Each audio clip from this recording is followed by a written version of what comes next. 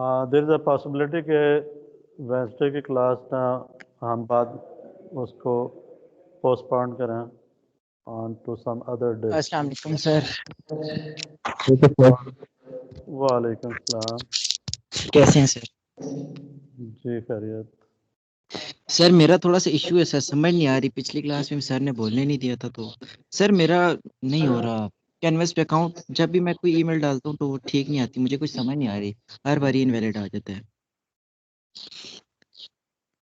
अच्छा चलें, आप बाद में मुझसे ना कोऑर्डिनेट करें, देख लेंगे इस चीज़ को। सर इसको मैं वीडियो कॉल में रख के मैं समझा देता हूँ अभी इस क्लास के बाद। यार थोड़ा सर इसको आवाज़ कोड दे दें, वो हो जाएगा लॉगिन। सर नहीं सर मसला मैं पता है क्या है सर, मैं जैसे ईमेल डालता हूँ ना सर, कोई भी ईमेल डालूं सर, अपनी डालूं या जो भी, तो सर इनवैलिड आ जाता है। तो सर सर मैं समझ ही इसको नहीं आ रही। समझा दूंगा इस चलें क्लास देख के लेते बाद। हैं ना, उसको भी देख लेंगे। सही है, समझा देना फिर आज ही शाजी। हाँ आज ही समझा दूंगा, याद करा दें। ठीक है। अच्छा जी, तो अभी स्क्रीन आपको शेयर हो रही है? Yes sir. तो लास्ट टाइम हमने क्या कुछ कवर किया था और आज का क्या प्लान है, वो प्लान मैं बता देता हूँ आज का, और आप ये बता दें कि लास्ट टाइम हमने क्या कुछ कवर किया था।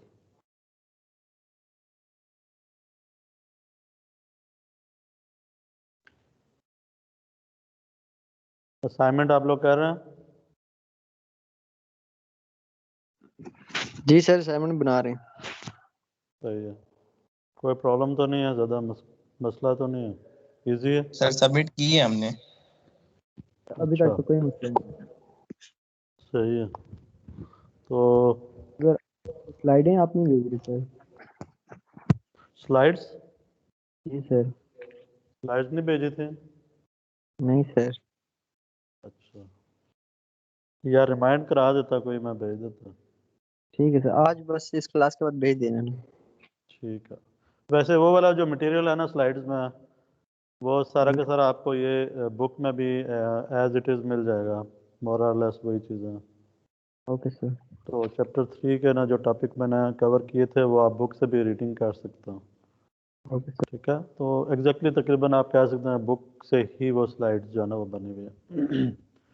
तो बताएं फिर लास्ट टाइम हमने क्या क्या चीज़ें डिस्कस की थी।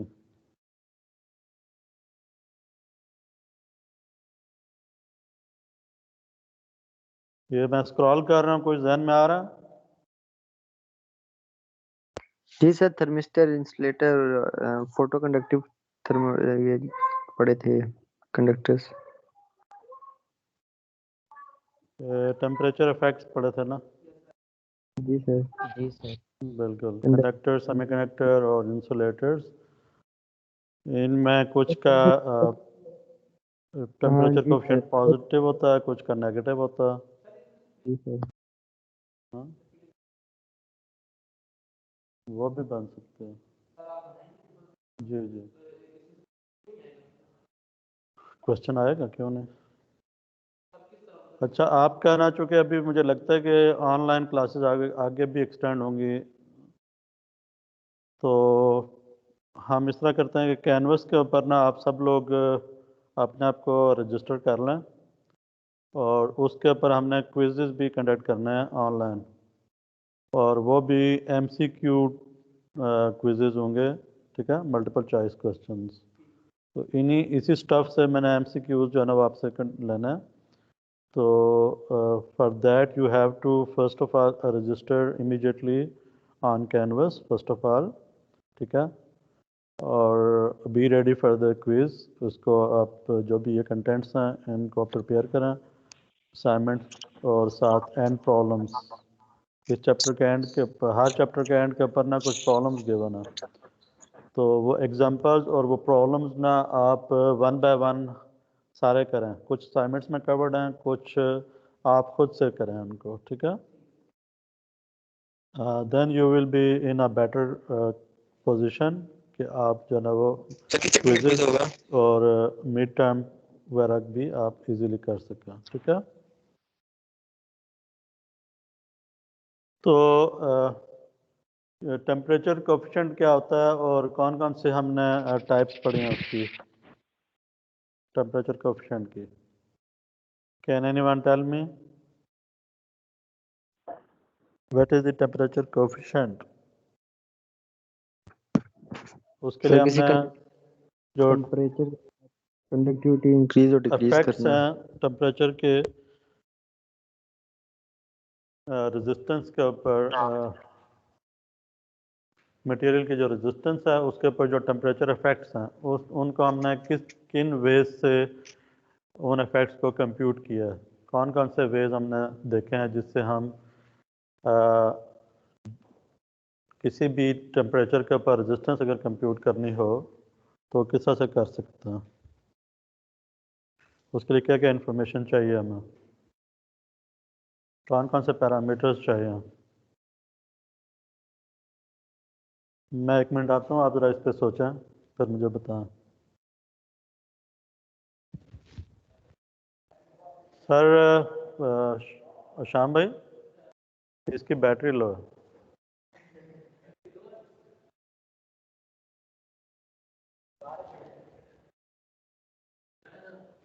अभी से रेड हो गई है।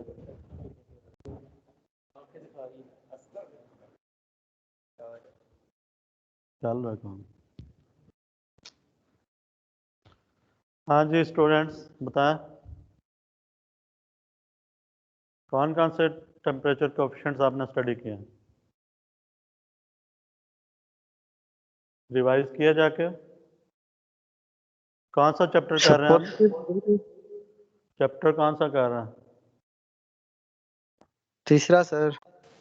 तीसरा चैप्टर, चैप्टर नंबर 3। ठीक है। तो आज की जो क्लास है उसमें भी हम अभी चैप्टर 3 पे ही कंसोलिडेट कर रहे हैं, ठीक है।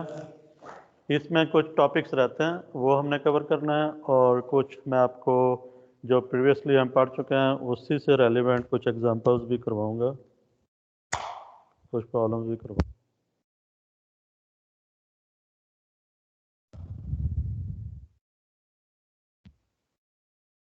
ठीक है, तो रेडी हैं?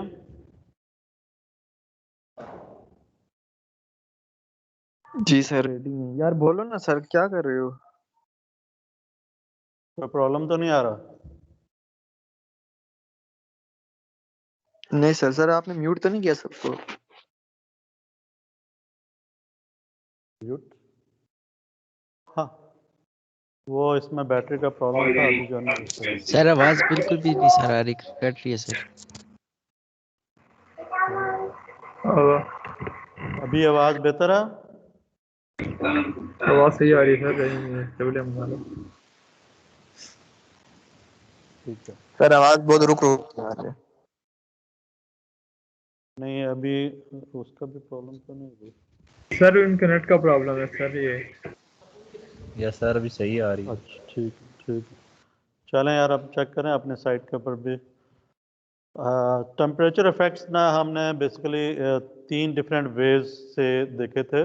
सर आवाज बहुत फर्स्ट ज्यादा कट रही है सर, समझ कुछ नहीं आ रही सर।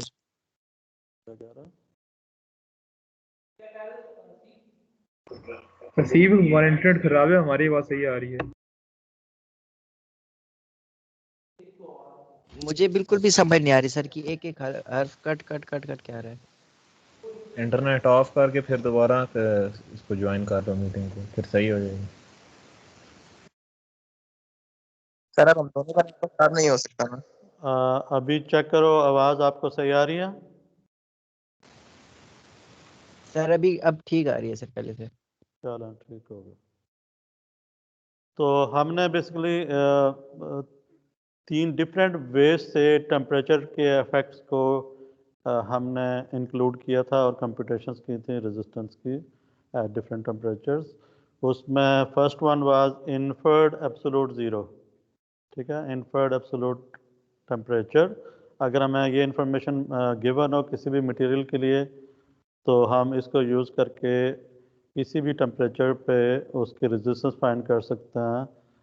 अगर हमें किसी नाउन टेम्परेचर पे उसकी वैल्यू पता हो, ठीक है। जैसे T1 पे हमें रेजिस्टेंस की वैल्यू पता है, तो T2 पे भी हम फाइंड कर सकते हैं यूजिंग द रिलेशनशिप जो हमने डिराइव किया था, ये वाला। ठीक है, T1 पे पता है R1 की वैल्यू, तो T2 टेम्परेचर पे R2 की वैल्यू फाइंड कर सकते हैं knowing the inferred absolute temperature value of the material. तो इस केस में जो भी मटेरियल गिवन होगा उसकी इन्फर्ड वैल्यू हमें टेबल में स्पेसिफाइड है, उस इंफॉर्मेशन को यूज़ करते हुए हम उस इस क्वेश्चन से फाइंड कर सकते हैं। ठीक है, दूसरी चीज़ हमने देखी थी अल्फ़ा टेम्परेचर कोफिशिएंट अल्फ़ा 20। ये जो कोफिशिएंट है, ये इंफॉर्मेशन हम यूज़ करके भी किसी भी रेजिस्टेंस की वैल्यू फाइंड कर सकते हैं किसी भी टेम्परेचर के ऊपर with this information that we know the value of alpha and we know the value of resistance at 20 degrees centigrade, because alpha is defined at 20 degrees centigrade, and we can find out the value of resistance at any other temperature different from 20 degree। ठीक है, तो ये मेरे पास second possibility है। तो temperature coefficient अगर मुझे alpha given है तो उसको भी यूज़ करके मैं फाइंड कर सकता हूँ। And third one was the part per million. This parameter is also the temperature coefficient that is given in this form, that is part per million, और इसको यूज़ करके भी मैं रेजिस्टेंस की वैल्यू फाइंड कर सकता हूँ using this formula, that R is equal to R nominal, which is the nominal value of the resistance given at 20 degrees centigrade, and this is the change in resistance which is determined through this formula. The change in resistance is computed as R nominal divided by 1 million into the this temperature coefficient value ppm into delta T. Delta T is the change in temperature from the 20 degree centigrade. तो 20 degree centigrade से अगर आपका temperature increase होता है या decrease होता है, that would be the change in temperature delta T, and you plug the value of delta T with the temperature coefficient in ppm, and you get the change in resistance that change in resistance is added in the nominal value to get the final result at the given temperatures। ठीक है, तो ये example इसकी आप देख लो। मेरा ख्याल ये लास्ट टाइम देखे थे हमने ये। ठीक है, तो ये आप लोगों को मैंने लास्ट टाइम भी दिखाया था कि किस तरह से फाइंड करता है। कुछ एग्जांपल्स या प्रॉब्लम्स हम एंड से देख लेते हैं अगर हम कर सकते हैं उसको। ठीक है,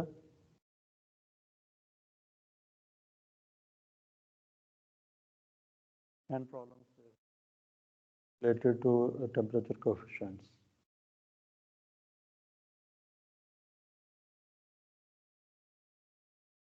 यह टेम्परेचर इफेक्ट्स। ठीक है, सेक्शन 4, इसमें there are different problems given to you. इनको ज़रा ना अपने टाइम पे वन बाय वन ज़रा इनको देखें, सॉल्व करने की कोशिश करें, देखें कि किस तरह से हम इनको सॉल्व कर सकते हैं जो भी हमने इसके टॉपिक को हमने डिस्कस किया उसके अकॉर्डिंगली। ठीक है, तो जो भी हमारी डिस्कशन थी उसको यहाँ पे इन न्यूमेरिकल्स पे अप्लाई करें। कुछ एग्जांपल्स भी मैंने आपको करवा ली हुई थी, स्लाइड्स में है वो। कुछ कहना चाह रहे हैं? सर मिड टर्म में कौन से आएंगे चैप्टर्स? मिड टर्म में इंशाल्लाह चैप्टर 4 और मे बी 5 का कुछ पोर्शन आ जाए, देखते हैं उसको भी। ज़्यादा नहीं है, जैसे टोटल तो 8 चैप्टर हैं, तो मिड में मिड तक ही होना चाहिए ना। क्या ना, उसको डिस्कस कर लेंगे। सर असाइनमेंट तो कल जमा करानी है ना हमने? कल नहीं परसों करानी है। अच्छा, ज़रा अल्फ़ा 20 फॉर कॉपर। अच्छा, अल्फ़ा 20 जो है ना, ये डिफरेंट मटेरियल्स के लिए स्पेसिफाइड है टेबल में। तो टेबल में आप कंसल्ट कर सकते हैं कि डिफरेंट मटेरियल के लिए इसकी वैल्यू स्पेसिफाइड होती है। टेबल में मैंने आपको लास्ट टाइम दिखाया था, ठीक है। तो ये कहता है verify the value of alpha 20 for copper in table 6 by substituting the inferred absolute temperature into the equation 9। ये हम कर सकते हैं क्या, ये प्रॉब्लम? अभी इसको ट्राई कर सकता हूँ। तो मैं यहाँ ना बोर्ड पे लिख लेता हूँ इक्वेशन, और फिर अल्फ़ा 20 की वैल्यू हम कंप्यूट कर लेते हैं और देखते हैं कि क्या आती है। ठीक है, let me use the board.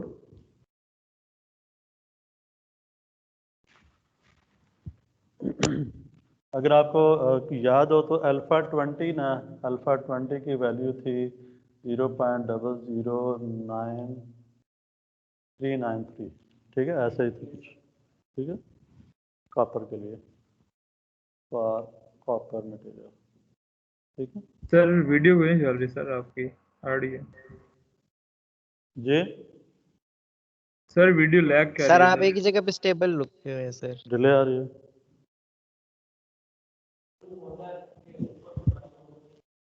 हाँ सर अब सही हो गया सर, हीरो लग रहे सर अब। चलो, चूना कम लगाया करो। जो इक्वेशन की बात कर रहा है वो इस इक्वेशन की बात कर रहा है। R1 is equal to R20 into 1 plus alpha 20 into T1 minus 20 degree centigrade.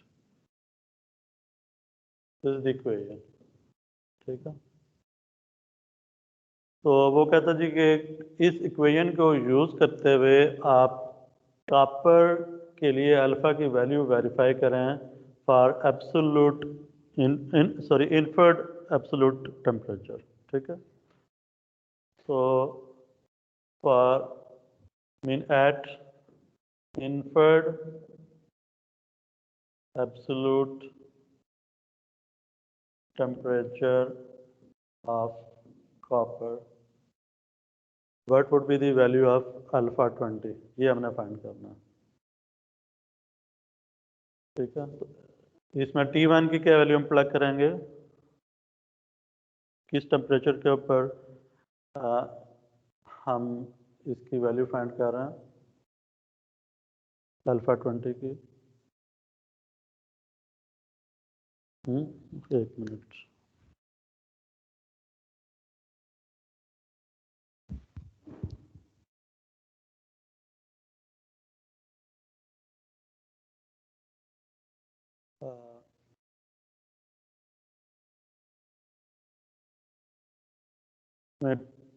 T1 temperature जो है that is absolute inferred absolute temperature.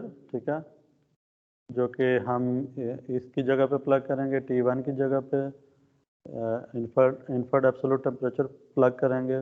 Alpha 20 is the temperature coefficient at 20 degree centigrade. ठीक है, राइट। और इन्फर्ड एब्सोल्यूट टेम्परेचर के ऊपर copper की resistance क्या होगी, कॉपर जो मटेरियल है उसके रेजिस्टेंस क्या होगी एट इन्फर्ड एब्सोल्यूट टेम्परेचर। जी, इस इक्वेशन को देखा ना, R20 is the resistance of copper at 20 degree centigrade. ठीक है, alpha 20 is the temperature coefficient of copper at 20 degree centigrade, which is given to you, right? So I am asking that what would be the resistance at inferred absolute temperature from this equation? अगर मैं आपसे कहूँ कि यहाँ पे जो temperature है वो एब्सोल्यूट टेम्परेचर हो तो उसके ऊपर रेजिस्टेंस कितनी होगी, 20 डिग्री पे कितनी है, दिस मच R20। ठीक है, इसकी वैल्यू अभी नहीं पता आपको, लेकिन एज्यूम करें कि इसकी वैल्यू आपको पता है, देन एब्सोल्यूट टेम्परेचर पे इसकी वैल्यू कितनी होगी। जी,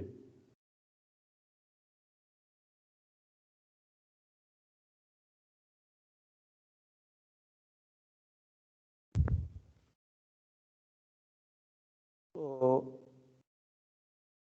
ये किसी के जहन में कुछ आ रहा है कि क्या रिजल्ट होगा?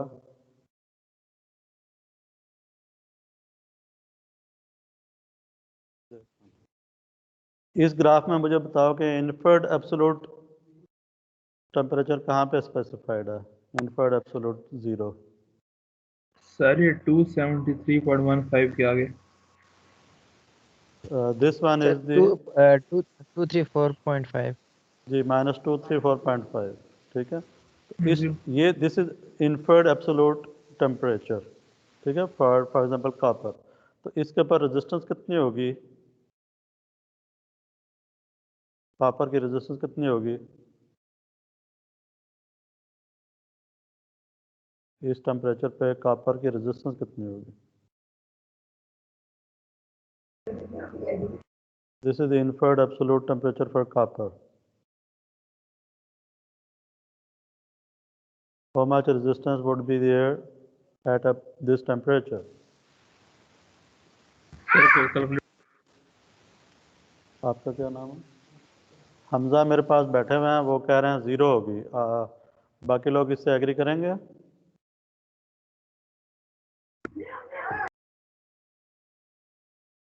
देखें, इस तरह से तो फिर बात नहीं बनेगी ना। लगता है कि सोए हुए हैं। मेरा ख्याल है इनके कैमरा ऑन कराना पड़ेंगे मुझे। सर जी कैमरा किस किस ने ऑन किया हुआ? सर कैमरा तो बंद है फिलहाल। आसिफ, फिलहाल सारों का बंद फाइज, Shazeb, Faiz Taha, Usama, Walid. Yes sir. Sir Hasif yes sir sir आप तुम करें। क्या सर नहीं सो तो घर जाके पढ़ते नहीं हो आप लोग? सर पढ़ते हैं, पर सर ये मुश्किल चीज है ना सर। सर ये बहुत मुश्किल चीज है।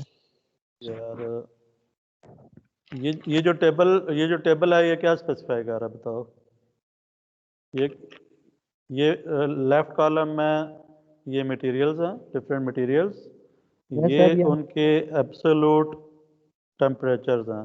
किसी भी ये मटेरियल को जब आप कूल करते हैं, उसका टेम्परेचर डिक्रीज करते जाते हैं, तो एक सर्टेन टेम्परेचर पे जाके उस वो इस एक्सिस को ज़ीरो पे टच करता है, जैसे यहाँ पे कर रहा है टच, तो इसको कहते हैं एब्सोल्यूट ज़ीरो। ये एब्सोल्यूट ज़ीरो क्या कहलाता है इसका? इसका ये टेम्परेचर है जिसके ऊपर इसकी रेजिस्टेंस जो है ना वो ज़ीरो हो जाती है। एब्सोल्यूट ज़ीरो इसलिए कहते हैं इसको। लेकिन सर आपने कहा था हमजा ने इसमें। बिल्कुल सही बताया था कि ये जो ग्राफ है ना, ये ग्राफ इसके एक्स एक्सिस पे टेम्परेचर है, ठीक है, और वाई एक्सिस पे रेजिस्टेंस है, लेकिन सर ठीक है। आपने कहा था कि इतना बिलो टेम्परेचर हम यूज ही नहीं करते। हाँ, लेकिन इसको जब हम एक्सटेंड करते हैं, टेम्परेचर को डिक्रीज करते हैं, तो मटेरियल जो है ना वो सारे के सारे जितने भी मटेरियल्स हैं वो सारे के सारे कंडक्टर्स जो हैं वो उनकी रेजिस्टेंस ज़ीरो हो जाती है, मतलब ठीक है। Super conductor. एब्सोल्यूट टेम्परेचर पे जाके उनकी रेजिस्टेंस ज़ीरो हो जाती है। तो this is also called 0 degree kelvin. तो दिस इज 0 डिग्री केल्विन, ठीक है।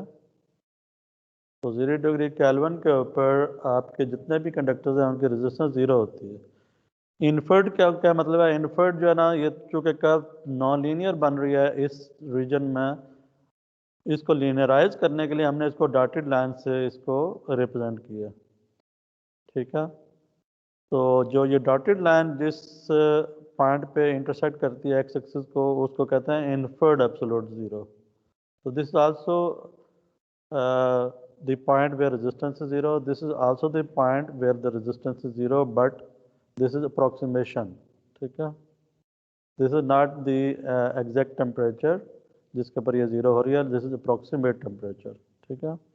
तो ये हर मटेरियल के लिए ये टेबल गिवन है कि कॉपर के लिए ये इस टेम्परेचर पे जाके इसकी रेजिस्टेंस क्या हो जाएगी? ज़ीरो हो जाएगी। अगर सिल्वर को अगर आप इस टेम्परेचर पे ले जाए -243 पे, तो इसकी रेजिस्टेंस ज़ीरो हो जाएगी, ठीक है, and so on.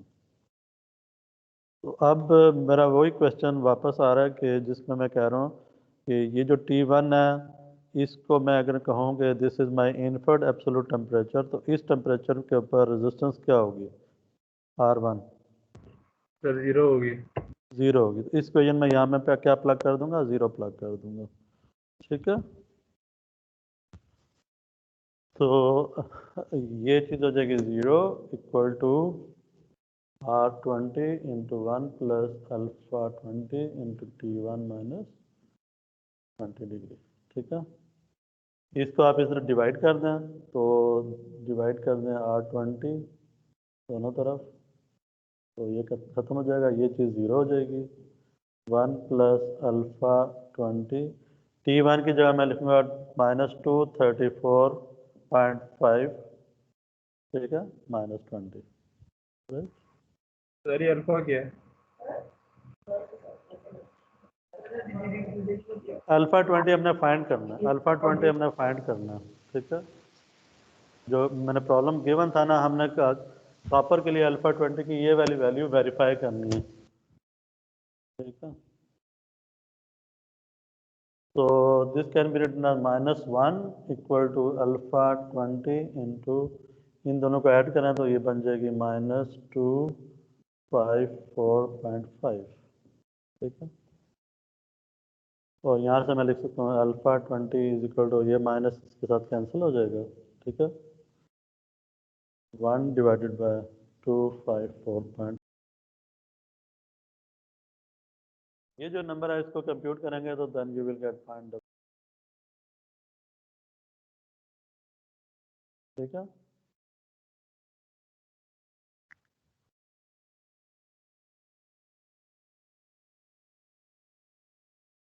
Sir screen एक जगह पे रुकी हुई है सर, नजर कुछ नहीं आ रहा।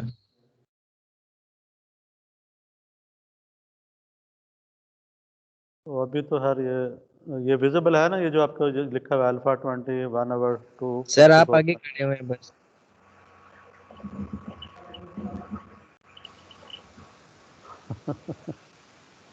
यार ये अब मसले हैं, क्या करें हम। सर बारिश हो रही है ना, तो जरा नेटवर्क का मसला आप लोग।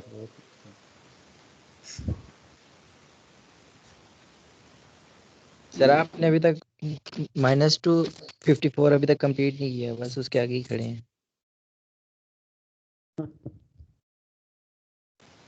ठीक है, इंतजार कर लें फिर। मीडिया वालों को बुलाएं यार, कितना डिले क्यों हो सर रहा है। वीडियो ब्लर हो गई है। हाँ,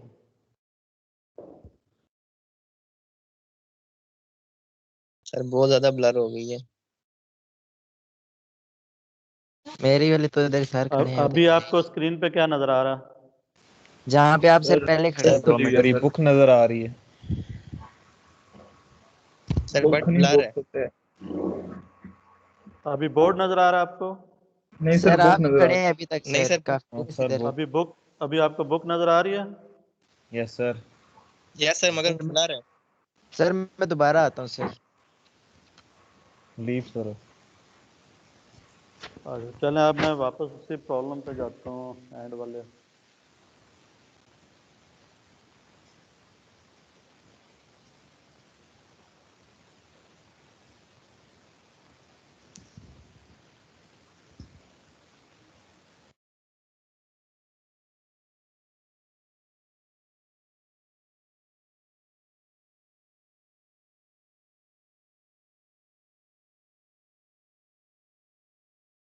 सर अब आपने बुक खोली हुई है, इससे आगे कुछ नहीं शो हो रहा, आप बोल रहे हैं कि नहीं?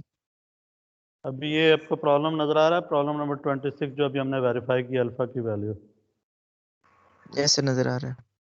ठीक है, इसका पार्ट बी है कि यूजिंग इक्वेशन 10, जो कि वही इक्वेशन थी, find the temperature at which the resistance of a copper conductor will increase to 1 ohm from a level of 0.8 ohm at 20 degree centigrade. तो इसमें वो ये कह रहा है कि 20 डिग्री पे आपके रेजिस्टेंस 0.8 ohm है।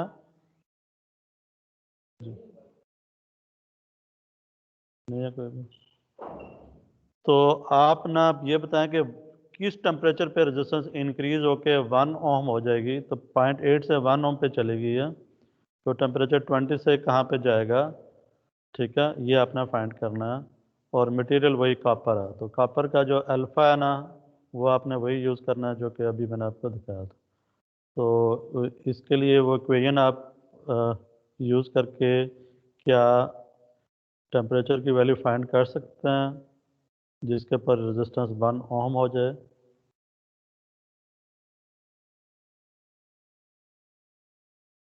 तो ये वाली इक्वेशन यूज़ करनी है।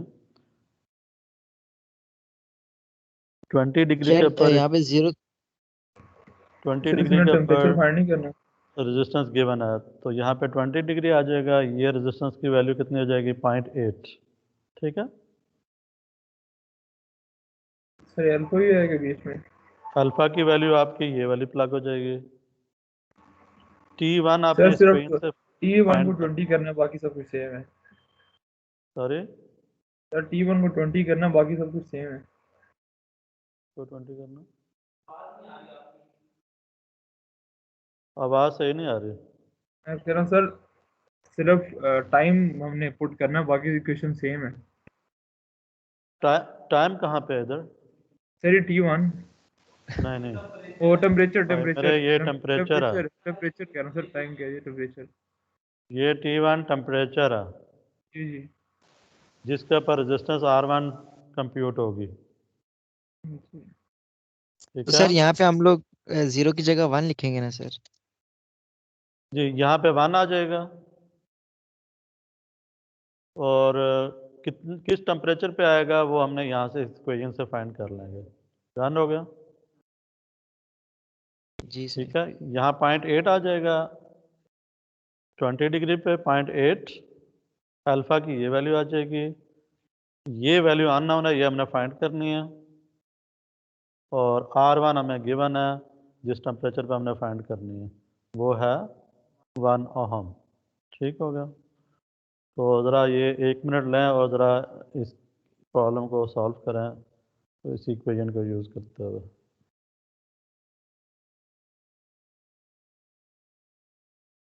और मुझे इसकी वैल्यू बतानी है कि क्या आ रही है। आंसर आपका ना आना चाहिए कोई 83 डिग्री सेंटीग्रेड के अराउंड, 83 84।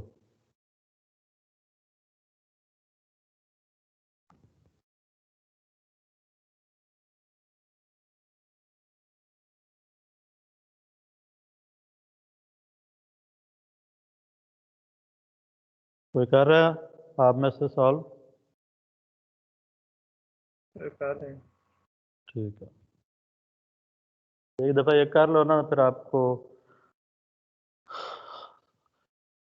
कुछ हद तक कॉन्फिडेंस आ जाएगा कि इन इक्वेशंस को कैसे यूज़ करना।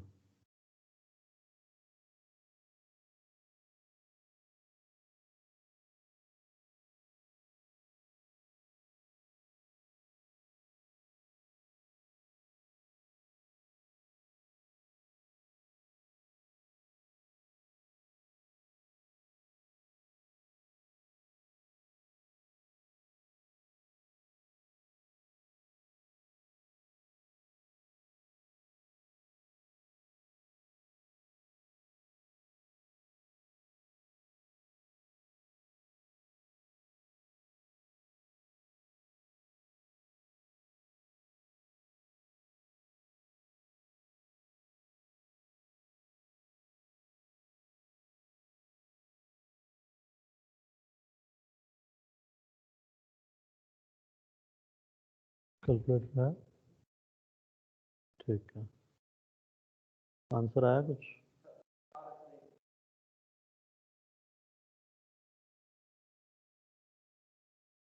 जी, आप में से किसी ने सॉल्व कर लिया?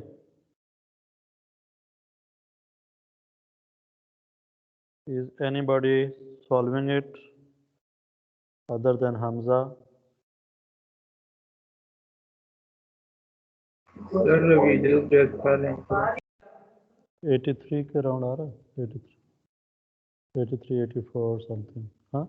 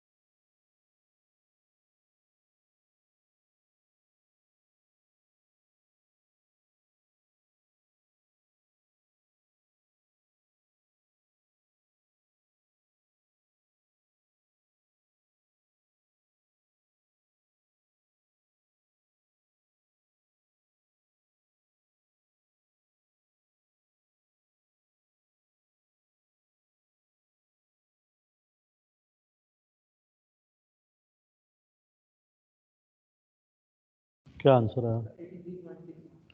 जी हमजा ने इसकी वैल्यू फाइंड किया 83.61, तो which is correct.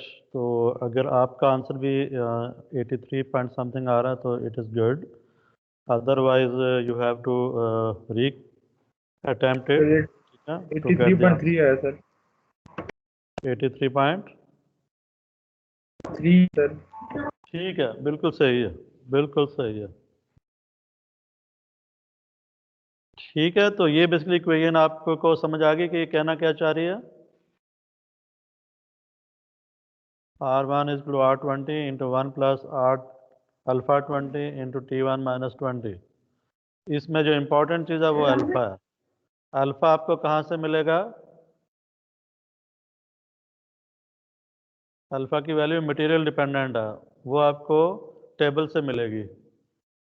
Her material के अगेंस्ट अल्फ़ा स्पेसिफाइड है, तो this value is just for copper. अगर ये कॉपर के अलावा कोई और है, सिल्वर है, गोल्ड है, एल्युमिनियम है, तो इसकी वैल्यू उसके अकॉर्डिंगली टेबल से आपने उठानी है और यहाँ प्लग कर देनी है, ठीक है। ये वो रेजिस्टेंस है जो कि 20 डिग्री पे स्पेसिफाइड है। ये R20 इसीलिए लिखा हुआ है कि R20 is the resistance at 20 degree centigrade, ठीक है। तो this is 0.8 ohm at 20 degree centigrade. तो अल्फ़ा भी जो आपने यूज़ करना है वो अल्फ़ा 20 इसके लिए यूज़ करना है। यहाँ पे कॉपर की बात हो रही है, ठीक है। और उसके बाद जिस टेम्परेचर पे भी फाइंड करना है उसकी वैल्यू यहाँ पे आ जाएगी और उसके अगेंस्ट उस टेम्परेचर पे क्या रेजिस्टेंस आएगी वो ये रेजिस्टेंस आ जाएगी। अगर रेजिस्टेंस गिवन है तो वो टेम्परेचर फाइंड कर सकते हैं, अगर टेम्परेचर गिवन है तो आप रेजिस्टेंस उस टेम्परेचर पे फाइंड कर सकते हैं। जैसे ये एग्जाम प्रॉब्लम नंबर 26 को देखें, ये कहता है यूजिंग दिस इक्वेशन, वही इक्वेशन है, find the resistance of copper wire eight 16 degree centigrade if its resistance at 20 degree centigrade is 0.4 ohm. Statement को एक दफ़ा पढ़ लें और फिर देखें कि किस तरह से इसको सॉल्व करना है। इसमें रेजिस्टेंस फाइंड करनी है 16 डिग्री पे, जबकि 20 डिग्री पे हमें ये रेजिस्टेंस 0.4 ओम गिवन है। आप बताएं यहाँ पे क्या वैल्यू प्लग हो जाएगी? 0.4 ओम, वो है 20 डिग्री पे। T1 की जगह पे 16 आ जाएगा, ठीक है। और R1 हमने फाइंड करनी है, तो ये नंबर कुछ ना माइनस हो जाएगा, 1 में से कुछ माइनस हो रहा होगा, तो एक्चुअली ये रेजिस्टेंस डिक्रीज होगी, ठीक है, क्योंकि टेम्परेचर कम हो रहा है तो रेजिस्टेंस भी कम हो जाएगी। तो 0.4 ओम से आपका रिजल्ट कुछ नीचे आएगा, हो सकता है यहाँ 0.3 ओम आ रहा है या कुछ और आ रहा हो, ठीक है। तो हम कंप्यूट करेंगे तो पता चलेगा कि नई वैल्यू क्या आई है रेजिस्टेंस की 16 डिग्री पर। तो रेजिस्टेंस कम हो जाएगी जब टेम्परेचर डिक्रीज करेंगे, और टेम्परेचर जितना कम करते जाएंगे रेजिस्टेंस कम होती जाएगी और इन्फर्ड टेम्परेचर पे जाके रेजिस्टेंस ज़ीरो हो जाएगी, ठीक है।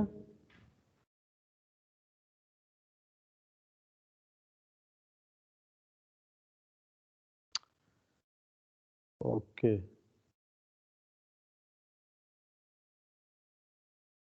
ये ज़रा क्वेश्चन करें, इसमें पीपीएम भी आ रहा है, ppm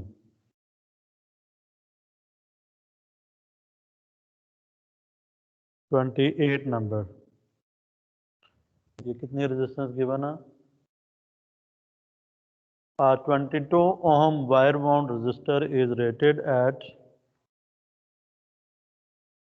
200 ppm for a temperature range of this. Determine its resistance at 65 degree centigrade.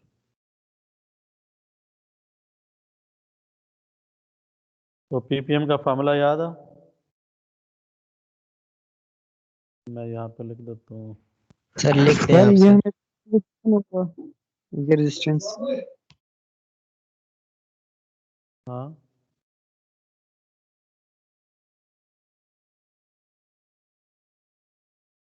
तो ppm की वैल्यू हमें गिवन है किस पे?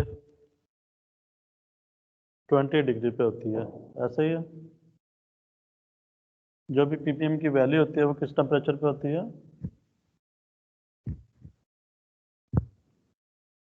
ppm की वैल्यू किस टेम्परेचर पे स्पेसिफाइड होती है? 20 डिग्री पे सर 20 डिग्री पे। तो उसका फार्मूला क्या है? Delta R is equal to R nominal into ppm value divide by 10⁻⁶ into delta T. ये फार्मूला है उसका, ठीक है।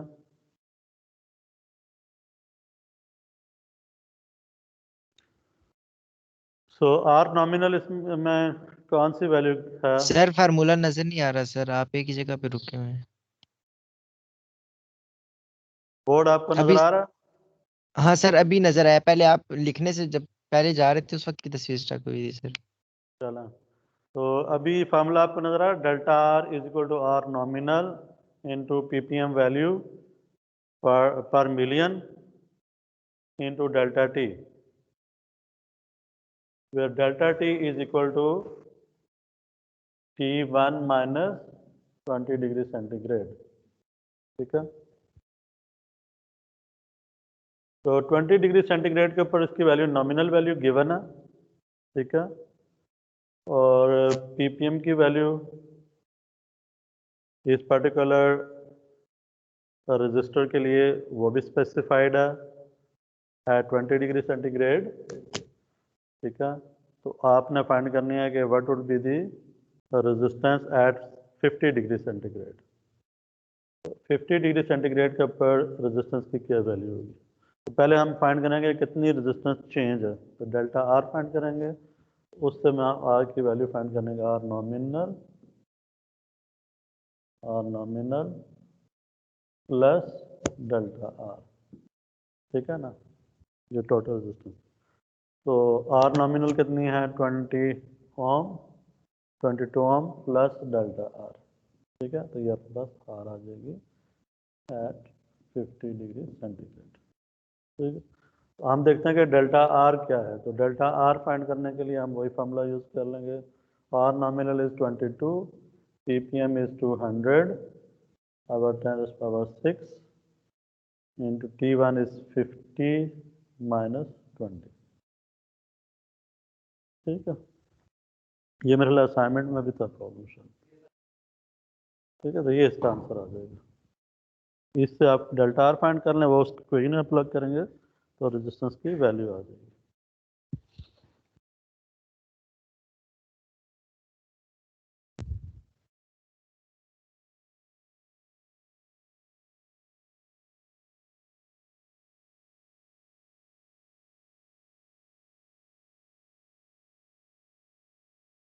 मेरा ख्याल है ये काफ़ी हमने 2-3 एग्जांपल्स कर लिए हैं। अब हम थोड़ा सा आते हैं सेक्शन 5 के ऊपर, which is types of resistors, okay. तो इस सेक्शन को ना मैं थोड़ा सा ओवरव्यू दे देता हूँ, अदरवाइज फिर आपने इसको ना डिटेल में पढ़ सकते हैं। बेसिकली जो resistors chapter is about resistor का हमने बताया था आपको कि resistor is opposition to flow of current. तो जो रेजिस्टेंसेस हैं, this a component, basically basic component, fundamental component. इसका सिंबल भी मैंने आपको दिखाया था, और इसकी जो वैल्यू होती है वो क्या होती है? बेसिकली रेजिस्टेंस की वो ओम्स में स्पेसिफाई होती है, ठीक है। और ये वैल्यू स्पेसिफाई करती है कि सर्किट में करंट कितना फ्लो करेगा, सही है। ओम्स लॉ भी हमने इससे रिलेटेड देखा था। तो रजिस्टर्स जो है ना वो मेनली दो आप कह लें इसकी कैटेगरीज हैं। One are called fix resistors and other one are called variable resistors, ठीक है। तो फिक्स रजिस्टर जो है ना वो आपकी उनकी वैल्यू कांस्टेंट होती है, ठीक है। और वेरिएबल रजिस्टर जो है ना उसमें उसकी वैल्यू को आप चेंज कर सकते हैं, जिसमें कि आप कोई उसके लिए नॉब वगैरह होती है या कोई स्क्रू ड्राइवर के साथ उसकी वैल्यू चेंज कर सकते हैं, ठीक है। तो वेरिएबल रजिस्टर्स जो हैं their value can be varied, और फिक्स जो रजिस्टर हैं उनकी वैल्यू कांस्टेंट होती है, फिक्स होती है, ठीक है। दे कैन ना, जिस वैल्यू का भी रजिस्टर आएगा वो वैल्यू फिक्स होगी, ठीक है। जैसे यहाँ पे ना कुछ इमेजेस हैं, फिगर्स हैं, जिसके अंदर आपको कुछ रजिस्टर्स नज़र आ रहे हैं, ये फिक्स रजिस्टर्स हैं, ठीक है। तो this is one type of register, ठीक है ना। इस पे कुछ कलर बैंड्स हैं, वो कलर कोडिंग हम देखेंगे क्या होती है, ठीक है। इसमें कुछ इस शेप में भी या इस कलर में भी आपके आ रहे हैं, इस कलर में भी आ रहे हैं। ये जो इनके कलर्स में फ़र्क है वो manufacturer, number one manufacturers different हो सकते हैं इसके, दूसरा इनके मटेरियल में फ़र्क है। जैसे ये कार्बन फिल्म रजिस्टर्स हैं, ये मेटल फिल्म है, ये मेटल ऑक्साइड फिल्म रजिस्टर्स हैं, ठीक है। तो जो रजिस्टर है वो उसकी रेजिस्टेंस आपको पता है किस चीज़ पे डिपेंड करती है, उसके मटेरियल पे डिपेंड करती है। तो मटेरियल जब चेंज करेंगे आप तो उसकी रेजिस्टेंस पे फ़र्क पड़ेगा। तो मे बी ये दोनों अगर इक्वल वैल्यू के हैं, इक्वल वैल्यूज़ के ये सारे, तो साइज़ में जो फ़र्क है वो इसके मटेरियल की वजह से फ़र्क पड़ सकता है, ठीक है। दूसरी चीज़ जो मटेरियल के अलावा जो रेजिस्टेंस डिपेंड करती है वो उसकी वायर की लेंथ और एरिया के ऊपर डिपेंड करती है, क्रॉस सेक्शनल एरिया के ऊपर, ठीक है। तो यहाँ पे बेसिकली ये जो इसका एक इंटरनल उसने स्ट्रक्चर दिखाया रजिस्टर का, जो कि एक this is construction of film register, ठीक है, whether it is carbon film और मेटल फिल्म, जिसके अंदर ये जो वायर जो स्पाइरल में आपको नज़र आ रही हैं इसकी, ये एक फिल्म ऑफ मटेरियल है, conductive material, may be it is copper और may be it is some metal और मेटल ऑक्साइड। तो इनमें से it can be any one, जिसकी एक फिल्म एक सर्टन थिकनेस की फिल्म इसके ऊपर रैप्ड है, ठीक है, बाउंडेड है। इस फिल्म की जो थिकनेस है और इसके जो ये जो एरिया है विड्थ, ठीक है, और जो इसके राउंड करके जितनी लेंथ बनती है, ये सारी चीज़ें मिला के एक रेजिस्टेंस वैल्यू बनती है। यू नो रेजिस्टेंस का फॉर्मूला ध्यान में लेके आए, rho L over A. Rho is the resistivity, length is the, जो कि यहाँ से इस एंड से, जो कि ये टर्मिनल बाहर नज़र आ रहा है, इस एंड से स्टार्ट करें और इसकी लेंथ को ना मेजर करते हैं, इसको स्ट्रेच करके ना अगर आप देखें तो जितनी लेंथ बनेगी तो that would be the length, और जो इस शीट की जो थिकनेस है उससे जो एरिया कंप्यूट होगा उससे डिटरमिन होगी। तो manufacturers are using thin films to construct different values of resistors ranging from few ohms to kilo ohms and mega ohms, ठीक है। और उनकी जो वैल्यू है वो इनकी लेंथ और थिकनेस और मटेरियल पे डिपेंड कर रही है, ठीक है। तो there are different material used to manufacture the resistance. तो रेजिस्टेंस अगर आपने कोई बनानी है तो क्या करें, जस्ट इस तरह की एक कंस्ट्रक्शन बना लें। दूसरा जो है ना वो आपकी आती है कार्बन कंपोजिशन, ठीक है। तो fix composition register, composition register में उस तरह की आपकी फिल्म टाइप नहीं होती, ये पाउडर्ड मटेरियल है कार्बन का, जैसे कार्बन कंपोजिशन, और कार्बन के अलावा कुछ और भी इसमें इम्प्योरिटीज ऐड कर सकते हैं, अलॉयज वगैरह, जिनके थ्रू ये पाउडर्ड फॉर्म में it is being field, this space is filled with this carbon, ठीक है। और उसके बाद इसको बाहर आप टर्मिनल्स कनेक्ट करके ना इससे रेजिस्टेंस बना सकते हैं, ठीक है। तो this shape is this image is showing a carbon composition और रेजिस्टर, ठीक है। इसमें भी कुछ बैंड्स हैं या इसके ऊपर वैल्यू भी स्पेसिफाई हो सकती है, ठीक है।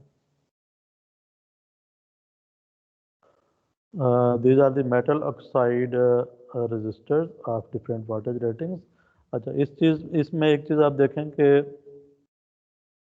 ये जो रजिस्टर हैं ये सारे सेम वैल्यूज़ के हैं, नंबर वन। उसकी वजह ये है कि इसमें कलर कोडिंग को देखें, कलर कोडिंग सेम है। कलर कोडिंग जो होती है वो उसकी वैल्यू को स्पेसिफाई करती है। लेट से ये मे बी लेट से ये 100 किलो ओम का है फॉर एग्जांपल, ठीक है। कलर कोड से हम देख लेंगे इसकी वैल्यू, बट फॉर एग्जांपल ये 100 किलो ओम का है, ये तो ये भी 100 किलो ओम का है, ये भी 100 का है, सारे के सारे ना ये 100 किलो ओम के हैं।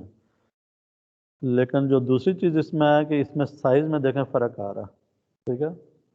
तो इसके साथ ना इसकी जो दूसरी चीज़ आती है वैल्यू के साथ, वो उसकी वाटेज रेटिंग है, पावर रेटिंग। तो ये क्वार्टर वाट का है, ये हाफ वाट का है, 1 वाट, 3 वाट, 5 वाट। तो ये बड़ी वाटेज को हैंडल कर सकता है, हाई वाटेज रेटिंग का है, ये लो वाटेज रेटिंग का है, ठीक है। तो जो वाटेज रेटिंग इंक्रीज होगी तो उसके साथ रेजिस्टेंस का साइज भी इंक्रीज करेगा, ठीक है। क्योंकि जो वाटेज होती है वो पावर जो होती है वो वोल्टेज इंटू करंट होती है। तो करंट ज़्यादा करंट कैपेसिटी उस रजिस्टर की होगी जिसमें कि उसका क्रॉस सेक्शनल एरिया ज़्यादा होगा, ठीक है।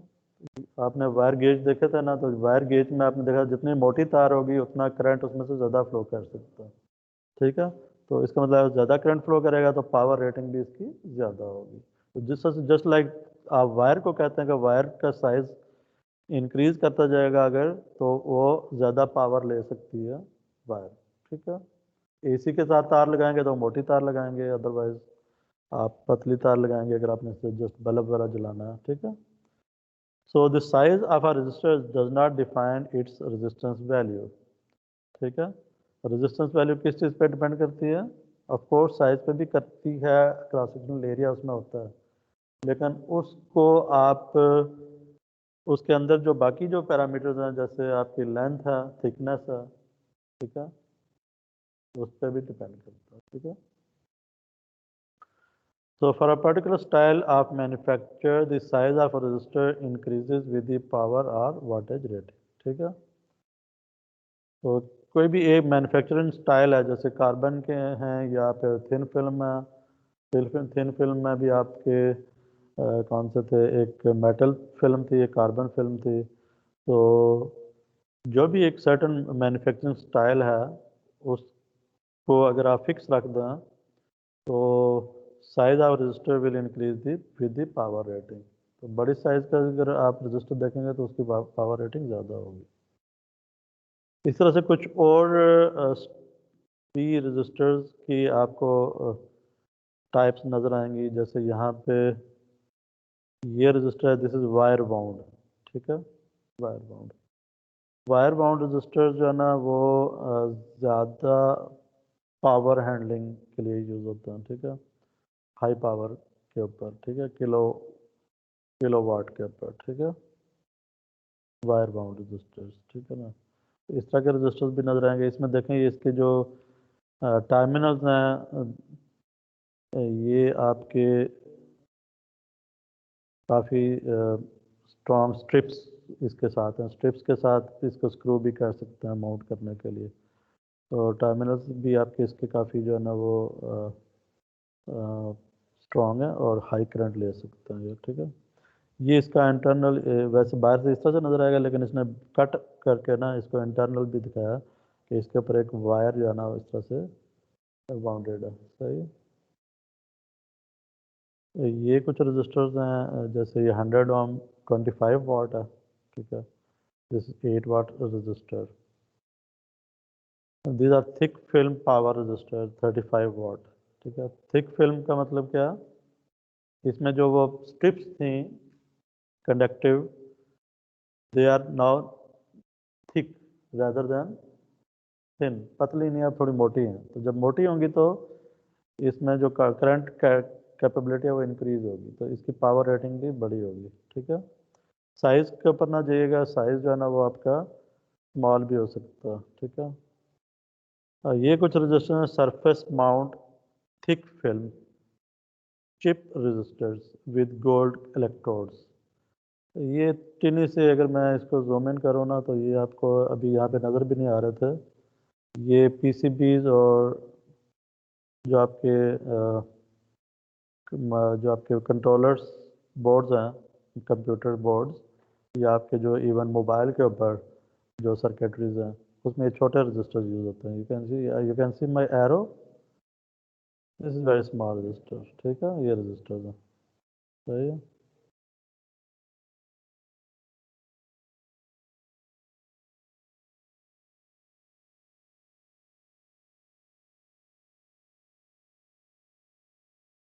इसी तरह से और भी हैं, जैसे ये आपको नज़र आ रहा है, ये कौन से हैं, ये भी वही आपके सरफेस माउंट थिक फिल्म है।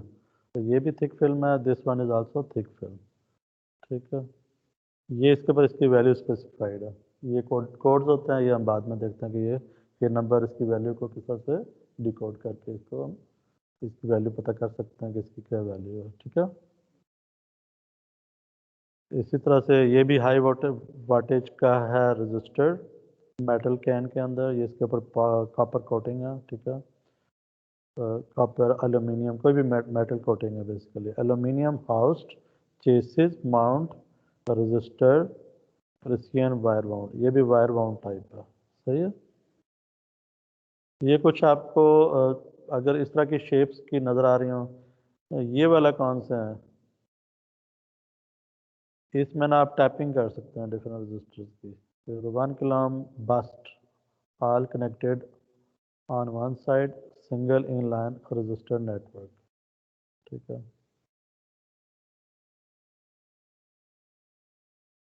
This is also wire bound register.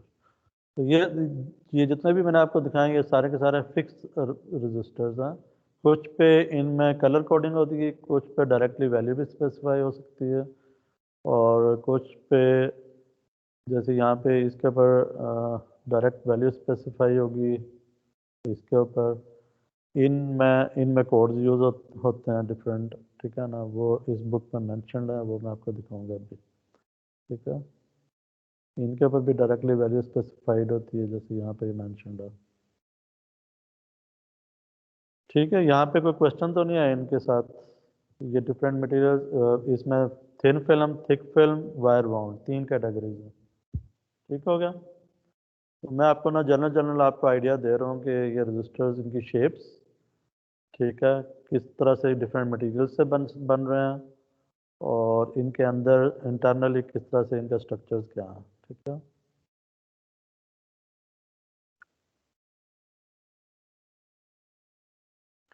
Next is variable resistors. Variable resistor इस तरह से होता है, इनके ऊपर एक तरह की नॉब होती है जिनको आप रोटेट करके ना इनकी वैल्यू को चेंज कर सकते हैं बिटवीन इट्स टर्मिनल्स, ठीक है। सर जैसे फैन की स्पीड सर हम लोग आहिस्ता करते हैं जी तेज करते जी जी जी जी बिल्कुल, उस ये वो that is type of potentiometer. या आपके जो ऑडियो सिस्टम होता है उसमें वॉल्यूम कंट्रोल होता है, उससे आप उसकी मैग्नीट्यूड को चेंज करते हैं एंड सो ऑन, ठीक है। तो इट इज़ पोटेंशियोमीटर, इसको रियोस्टेट भी कहते हैं, रियोस्टेट, ठीक है। इधर शायद इसने वर्ड यूज़ किया हुआ, रियोस्टेट, दिस रियोस्टेट, रियोस्टेट भी कहते हैं इसको, पोटेंशियोमीटर भी कहते हैं। पोटेंशियोमीटर इसलिए कहते हैं कि इससे ना आप पोटेंशियल ना क्रिएट कर सकते हैं एट अ सर्टन पॉइंट। अगर इन दो टर्मिनल्स के क्रॉस वोल्टेज अप्लाई करें तो इसके सेंटर के ऊपर ना वोल्टेज आप वेरी कर सकते हैं इसको मूव करके, इसलिए इसको पोटेंशियोमीटर कहते हैं। पोटेंशियो इज फॉर पोटेंशियल, ठीक है। तो ये भी वर्ड यूज होता है rheostat, that is the variable resistor. तो इसकी जो रेजिस्टेंस है ना वो वेरी कर सकते हैं, this is the symbol for the variable resistor. अगर इसके ऊपर इस तरह से एरो लगा हो तो इसका मतलब है कि ये एक वेरिएबल रजिस्टर है। कहीं पे भी सर्किट पे आपको इस तरह से नज़र आता है तो यू कैन से कि इसकी रेजिस्टेंस को मैं वेरी कर सकता हूँ, ठीक है। तो इसमें भी डिफरेंट शेप के आते हैं, डिफरेंट कैटेगरीज के आते हैं, जो कि मैं यहाँ पे आपको आप देख सकते हैं। ये इनको ट्रिमर कहते हैं, ट्रिमर, ठीक है। दिस इज ट्रिमर, ठीक है। दिस इज वेरिएबल रजिस्टर, और ये स्मॉल साइज के होते हैं इसलिए इसको ट्रिमर कहते हैं। और बड़े साइज में भी होते हैं, जैसे ऊपर वाली फिगर में आपने देखा था, ठीक है। और this is also a potentiometer, जिसमें कि दिस इज द रियोस्टेट, जिसमें कि ये अब रोटेटिंग नहीं है बल्कि ये स्लाइडिंग है, ठीक है। ये मेरा एरो नज़र आ रहा है माउस का, माउस नज़र आ रहा है यस सर आ मेरा। रहा है। हाँ, इस माउस को ना मैं इसके सेंटर वाले आर्म पे लेके जा रहा हूँ। ये सेंट्रल आर्म है ना, इसको मैं इस गोल स्ट्रक्चर के ऊपर ना स्लाइड कर सकता हूँ। अगर मैं इसको स्लाइड करता हूँ टुवर्ड्स राइट और टुवर्ड्स लेफ्ट, तो इन दो टर्मिनल्स के दरमियान जो रेजिस्टेंस है, या इन दो टर्मिनल्स के दरमियान आउटर और मिडल के दरमियान, ठीक है, इस आउटर और इस मिडल के दरमियान रेजिस्टेंस जो ना चेंज होगी जब मैं इसको रोटेट करूँगा, स्लाइड करूँगा। तो ये स्लाइडिंग के लिए है और ये रोटेशन पे है।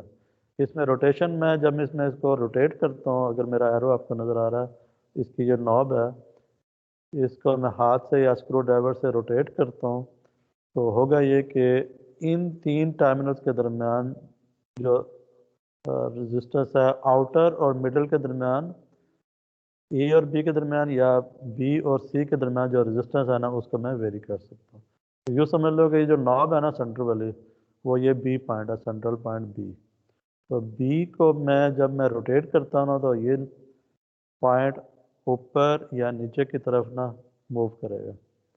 तो जितना मैं अगर ऊपर लेके जाता हूँ तो ए और बी के दरमियान रेजिस्टेंस कम होती जाएगी और बी और सी के दरमियान रेजिस्टेंस बढ़ती जाएगी अगर मैं इसको ऊपर लेके जाऊँ। ठीक है, बात समझ आ रही है? यस जी सर। सर। ठीक है। तो एक्चुअली होता ही है कि ए और सी के दरमियान ना रेजिस्टेंस फिक्स होती है, कांस्टेंट होती है। लेट्स से मैं कहता हूँ कि ए और सी के दरमियान रेजिस्टेंस 10 है और ये बी जो पॉइंट है ये बिल्कुल मिडल पे है। तो अगर ये बिल्कुल मिडल पे होगा और इसके दरमियान 10 ओम रेजिस्टेंस होगी, तो इसका मतलब है कि ये बिल्कुल हाफ कर रहा है, इसको 5 ऊपर आ रही है, 5 नीचे आ रही है। ठीक है, अगर मैं इसको मूव करके ए की तरफ लेके जाता हूँ तो ऊपर रेजिस्टेंस कम होती जाएगी, जो कि पहले 5 थी तो अब 4 रह जाएगी, नीचे 6 हो जाएगी। और ऊपर ले जाता ऊपर 3 हो जाएगी, नीचे 7 हो जाएगी। दोनों का सम क्या रहना चाहिए? 10 रहना चाहिए।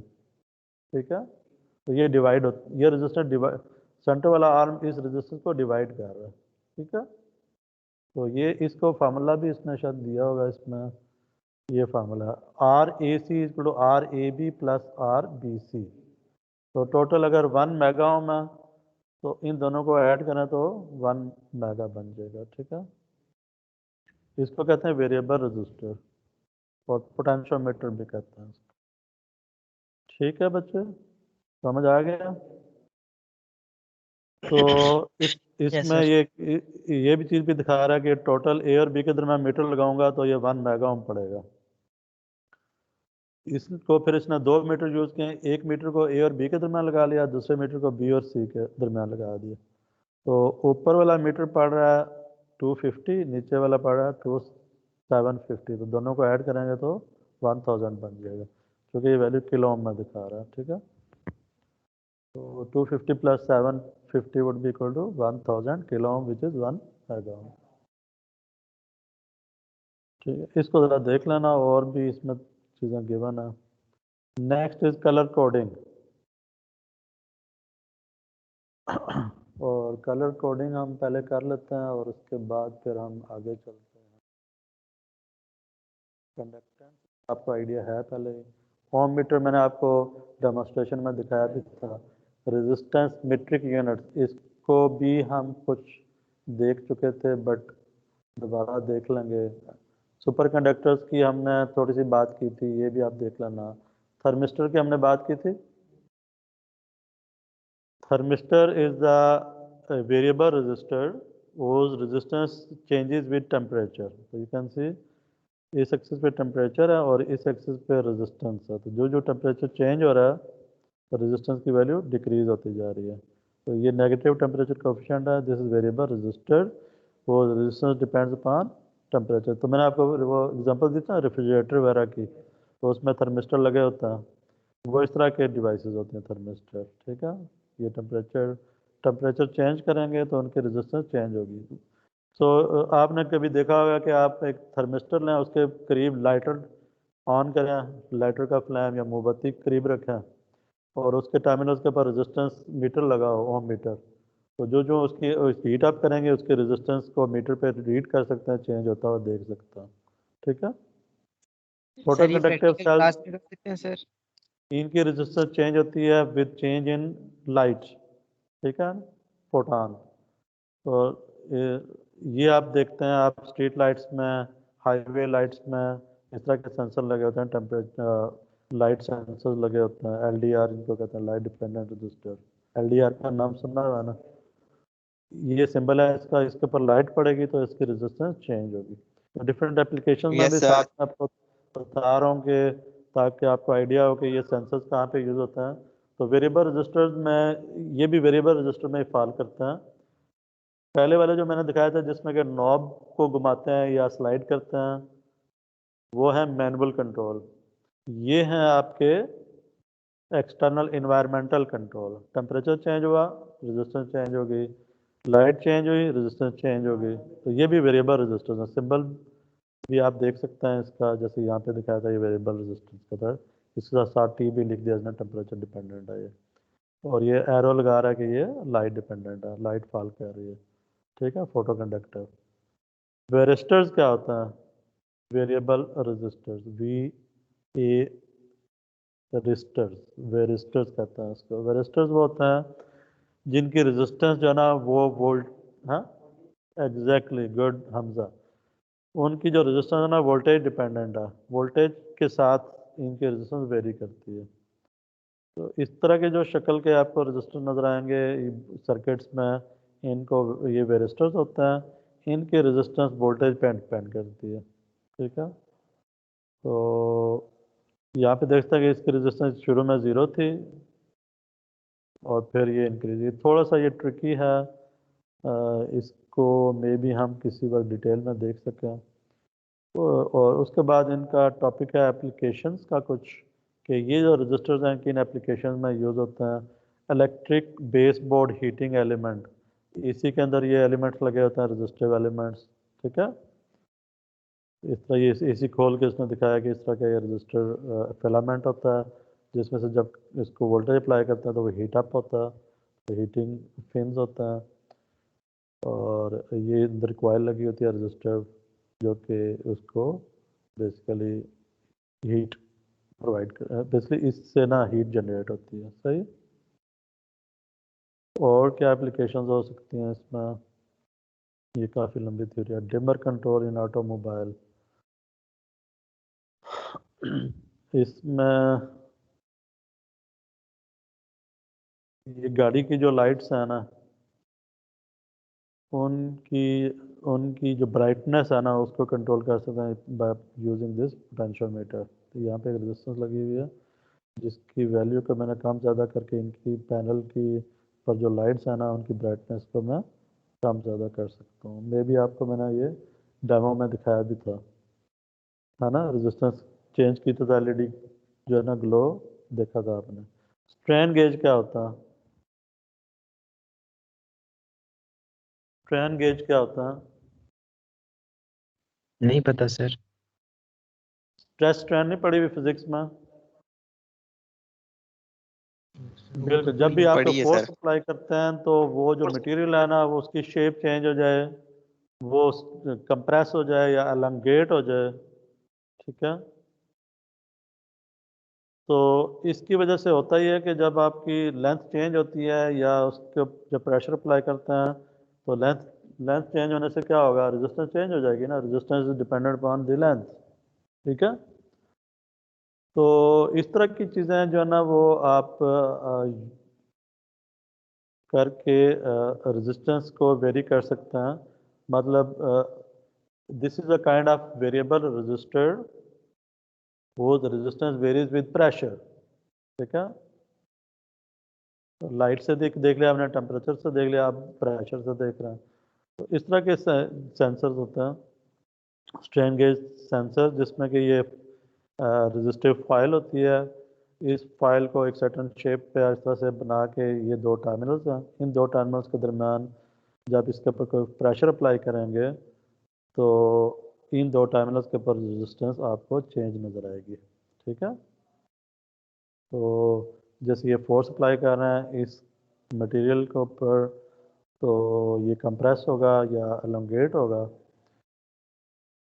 उससे ना इसकी रेजिस्टेंस चेंज होगी, ठीक है। तो these are the sensors, these are basically sensors, ठीक है ना, which are used to measure the force, okay। then we have finished, और फिर प्रॉब्लम आ रहे हैं कुछ। लास्ट जो टॉपिक रह गया that is the colour coding, वो क्विकली देख लेते हैं और जस्ट मैं आपको आइडिया दूंगा, फिर आप खुद ही इसको पढ़ेंगे तो चीज़ें सही हो जाएंगी। हाँ, ये जो कलर इनर कोडिंग है ना, प्लेन हर कलर के अगेंस्ट एक न्यूमेरिकल नंबर है, ठीक है। ये पहली बात तो ये समझ लें, हर कलर के अगेंस्ट एक न्यूमेरिकल नंबर है। तो this is code, colour code, इसको कहते हैं कलर कोडिंग। कलर को आपने कोड कर दिया। आपने कहा जी कि रेड है, तो ये लेट से इसमें तो रेड में उसने 2 किया हुआ, 1 2 3 4 कोई भी आपने नंबर दे दिया, तो वो नंबरिंग जो है ना वो अब आपने यहाँ पे दिखा दी उसमें, कि नंबर लेफ्ट पे ये नंबर है और उस नंबर के अगेंस्ट ये कलर्स हैं, ठीक है ना।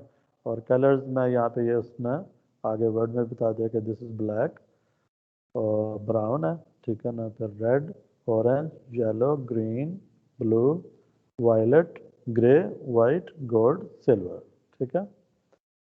तो इसी ऑर्डर में ना इनकी न्यूमेरिकल वैल्यू है। तो पहले जो 9 हैं, इसमें 0 से 9 तक, पहले जो 10 हैं ये 0 से 10 तक, ये 10 कलर्स, ये 0 से 9 तक ना इनको इस नंबर के ऊपर कोड किया। तो वाइट का कोड जो होगा वो 9 होगा, ब्लू को आप 6 का कोड देंगे एंड सो ऑन। जो लास्ट पे हैं ये गोल्ड और सिल्वर, इनका न्यूमेरिकल कोड जो है वो नहीं है, बल्कि ये टॉलरेंस के लिए यूज़ होते हैं या मल्टीप्लायर के लिए यूज़ होते हैं, ठीक है।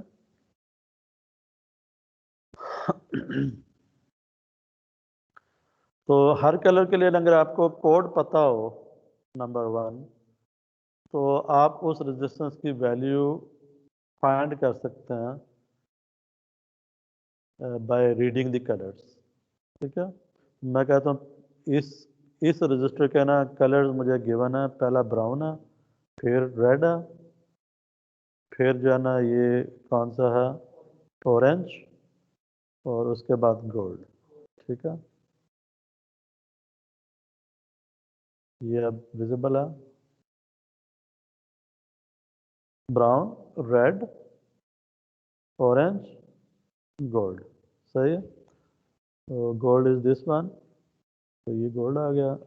दिस इज ऑरेंज, तो this is one is orange, और रेड और ब्राउन ये बड़े आसानी से नज़र आ रहे हैं, सही है।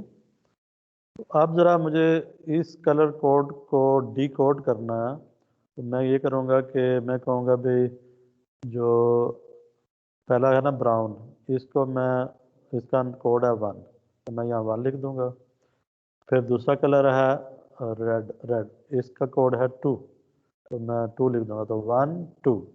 और तीसरा है ऑरेंज, ऑरेंज का कोड है 3, तो मैं लिखूँगा 1 2 इंटू 10⁻³ ठीक है। तो ये सच है कि अगर ये 4 बैंड रजिस्टर है, अगर 4 बैंड, तो पहले 2 डिजिट्स आपने ऐसे एज इट इज़ लिखना है, और जो तीसरा जो नंबर होगा वो 10 टू द पावर में आएगा, ठीक हो गया। मैं बताता हूँ, 1 मिनट, यहाँ पे उसने कोई वैल्यू लिखी हुई है, ये लिखा है the first 2 bands represent the first and second digits respectively. The third band determines the power of 10 multiplier of the first 2 digits, ठीक है। Actually the number of zeros that follows this second digit of the resistor greater than 10 ohm. The fourth band is the manufacturer's tolerance, which is an indication of the precision by which the resistor was made. तो ये tolerance बता रहा है। Tolerance का idea है,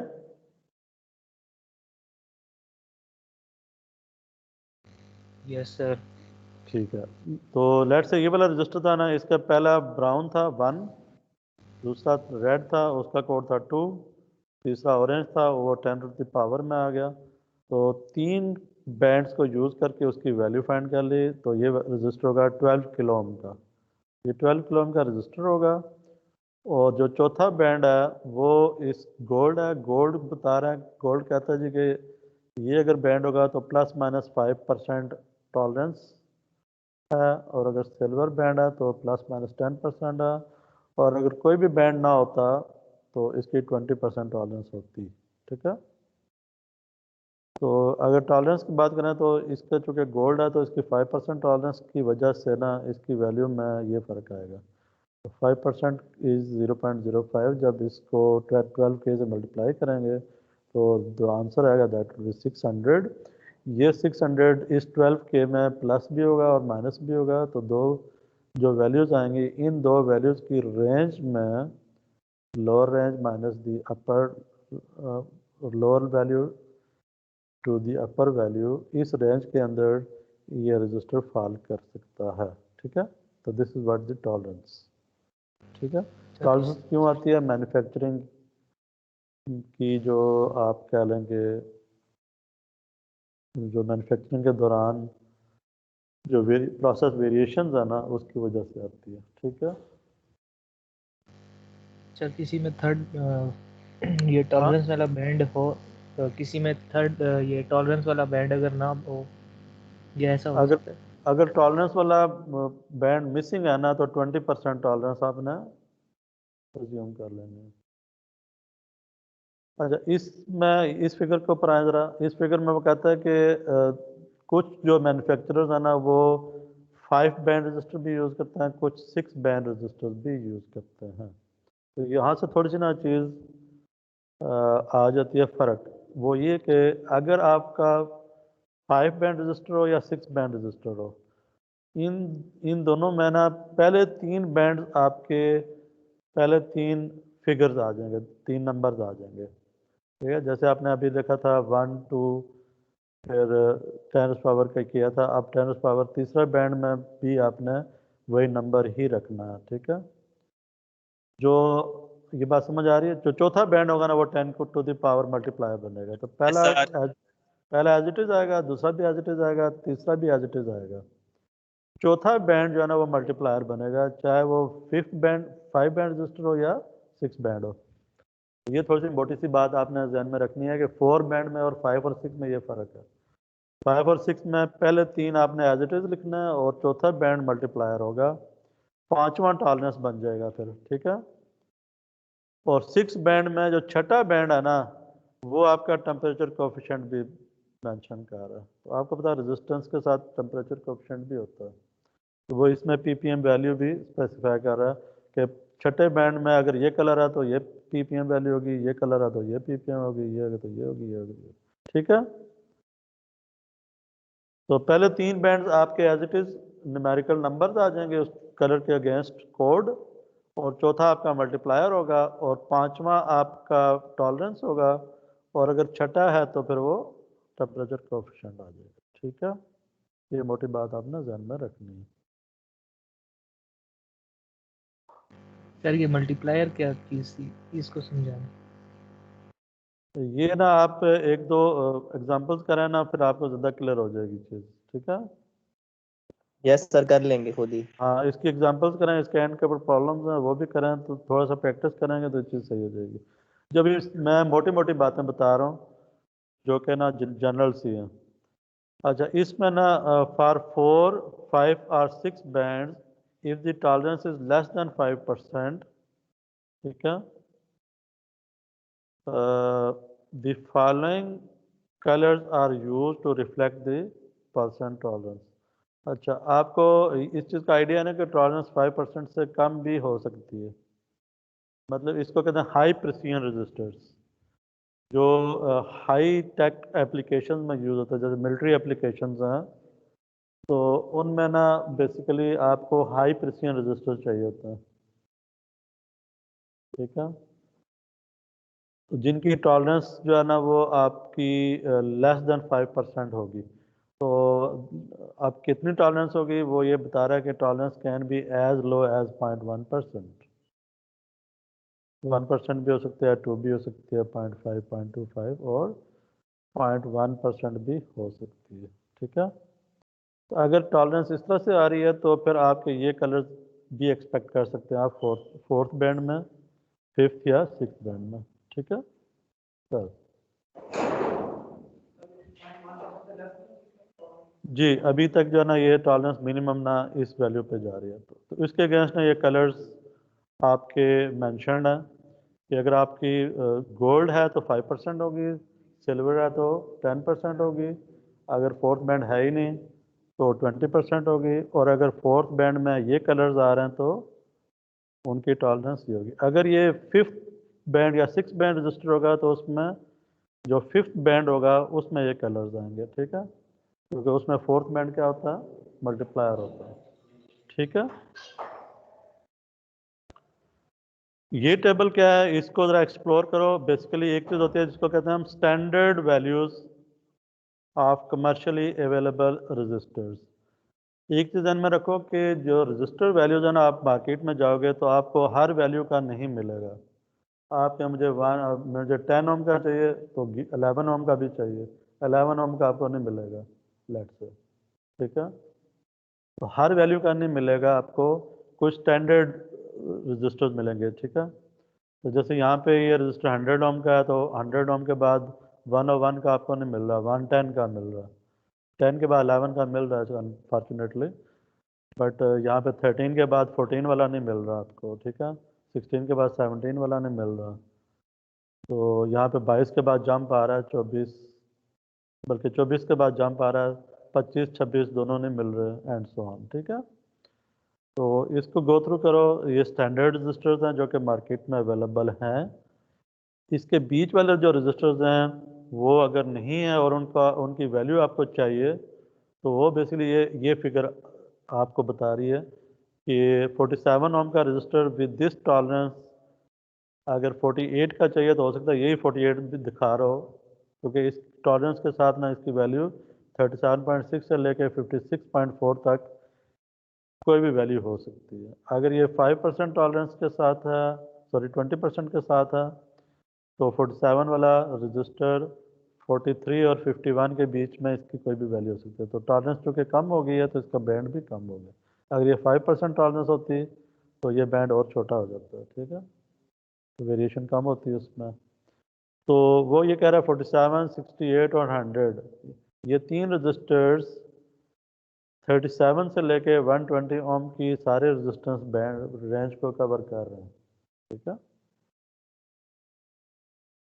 और इसके अलावा अगर आपको टॉलरेंस के साथ रजिस्टर नहीं भी मिल रहा तो आपको उस वैल्यू को अगर यूज़ करना ही पड़ जाए कहीं पे भी फिक्स वैल्यू के लिए, तो आप पोटेंशियोमीटर्स को भी यूज़ करके उसकी वैल्यू एडजस्ट कर सकते हैं, ठीक है, या combination of fix resistors use करके भी वैल्यू बना सकते हैं डिजायर्ड वैल्यू।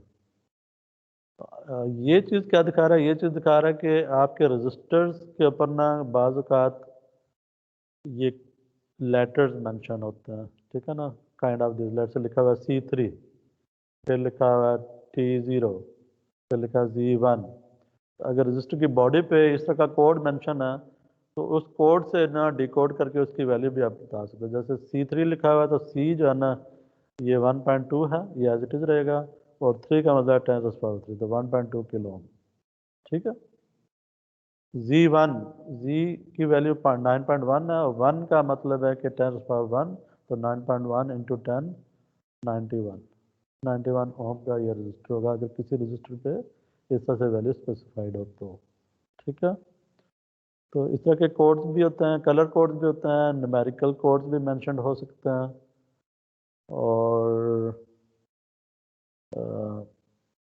और इसमें क्या पॉसिबिलिटी है, थ्री सिंबल कोड है, कलर कोडिंग। अच्छा एक चीज़ और इसमें है, जो कलर कोडिंग है ना, ये सिर्फ रजिस्टर के लिए नहीं यूज़ होती है, ये इंडक्टर्स के लिए भी यूज़ होती है, कुछ कैपेसिटर्स के मैन्युफैक्चरर्स भी कलर कोडिंग यूज़ करते हैं। तो कलर कोडिंग जो है ना, ये आपकी स्कीम, यही वाली स्कीम इंडक्टर्स पे भी चलती है, यही कोड्स, मतलब इसमें ब्राउन अगर 1 है तो इंडक्टर की कलर कोडिंग में भी ब्राउन 1 ही होगा एंड सो ऑन, ठीक है, राइट। अभी अटेंडेंस ले लें।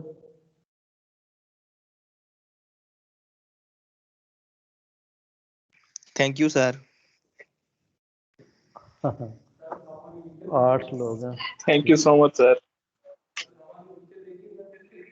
ये वाली,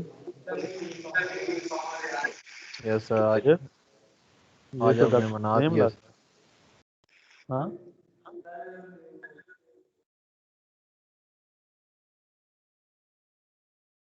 क्या हुआ है सर? चले, ये चैप्टर जो है ना वो कंप्लीट हो गया, ठीक है। कब कंप्लीट हुआ? Nice sir. इसको ना सर ये कब हुआ पता नहीं चला। इसके प्रॉब्लम्स करें आप, ठीक है? ऐसे तो मैं नहीं पता चलेगा फाइल्स।